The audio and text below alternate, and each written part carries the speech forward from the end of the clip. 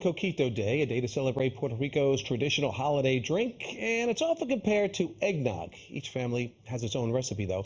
And as for its history, Marisol Castro is giving us a crash course.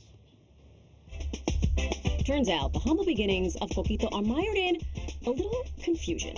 Some say the recipe first appeared in the 50s in two Puerto Rican texts, Cocine a Gusto and the Puerto Rican Cookbook, original. Yet another search of the Google machine told me Spaniards introduced Coquito to the Caribbean during Puerto Rico's colonial era. How nice of them. Until we get to the bottom of it, we'll still enjoy it, one sip at a time.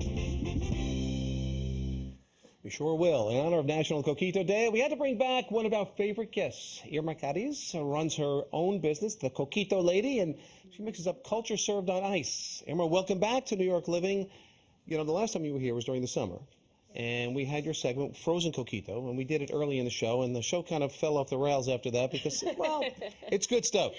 But anyway, this is the season, really, for Coquito. Yes, so how is business? I'm sure it's cranking up right now for you. It's extremely busy. Well, first of all, thank you for having me back. Oh, it's an honor to be back. But yeah, it's extremely busy right now. Everybody's ordering their bottles and just getting ready for their Noche Buena celebrations. So we thought we'd bring you a few flavors here. This is interesting because I didn't really know you could play around, so to speak, with Coquito this much. Now, this is the original. That's the original. So let's remind the folks at home what goes into the classic, as we like to call it. The classic Coquito always has your blend of coconut milks, coconut creams.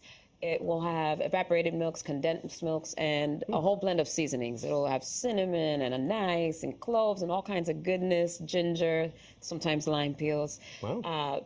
But it just makes a nice Christmas in a bottle type of drink. It'll give you a nice feeling of home when you touch it. Now, everybody sort of has their own, not everybody, but there are a lot of family recipes, if you will, correct? They do a little something different. I always get oh, you've never had my Coquito before, like try this, that kind of thing. Now, what you've done here, you've taken it to the next level.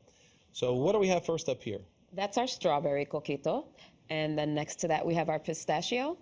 And this is a special little drink that I brought back to tie into a conversation I had with Marisol last time I was here. I am Dominican and Puerto Rican. So I just met this lovely woman last week, and I said, we are going to dispel the myth that there is beef between Dominicans and Puerto Ricans. She is proof positive that there is Thank you. Yes. This is actually Mama Juana Coquito. This one goes, you should put a little X in front of it just in case. Beware. That's a dangerous drink. Yes, because last time I was here, Marisol alluded to the fact that I am half Dominican and Puerto Rican, and you guys talked about the whole beef, and that drink is a strong representation of This is who the I am one as a you have person. when you stay at home and you're not going anywhere. That one's for Uncle And you're not Rick. going to be near and you're not going to be near their in-laws either. No. Okay, I'm going to try the strawberry first. So what inspired this, and how exactly would you go about?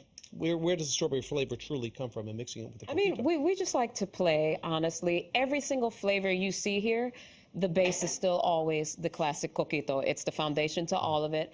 And then whatever flavor you're trying, whether it's strawberry, pistachio, sometimes we've played with banana, you just layer it on top of the Coquito.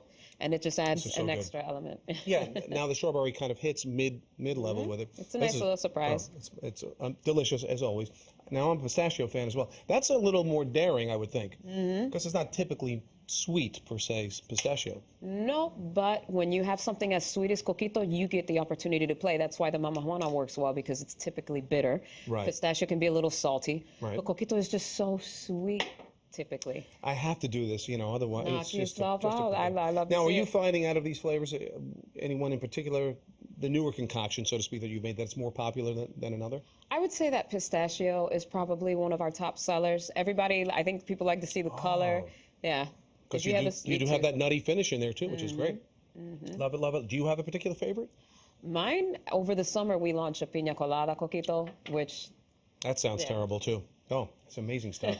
But you've really taken it to the next level. I mean, honestly, business is great. Business is great. What are your hopes for 2023? My hopes for 2023 is that I catch an investor. There you go. We would like to scale. We want Trust to take me, this nationwide. They're amazing. It really is. Everything I've ever had from yours is from the frozen Coquito to now the down-home holiday season Coquito. This one, I won't try for now. We'll put that one on hold. Take that home. Maybe it'll help get rid of this congestion thing, though. You think Mama Juana has been purported to actually help with viruses and illnesses. Medicinal. I'm taking it for medicinal purposes. It's medicinal. Irma, thanks so much again for joining us. Thank you. Good luck with everything. Good luck in 2023. I'm sure we're going to have you back somewhere along the line. I would love when to you come launch back. your new line. Okay. You can follow Irma on Instagram and TikTok at Coquito Lady NYC. You can also go to her website, coquitolady.com. Thanks so much once again.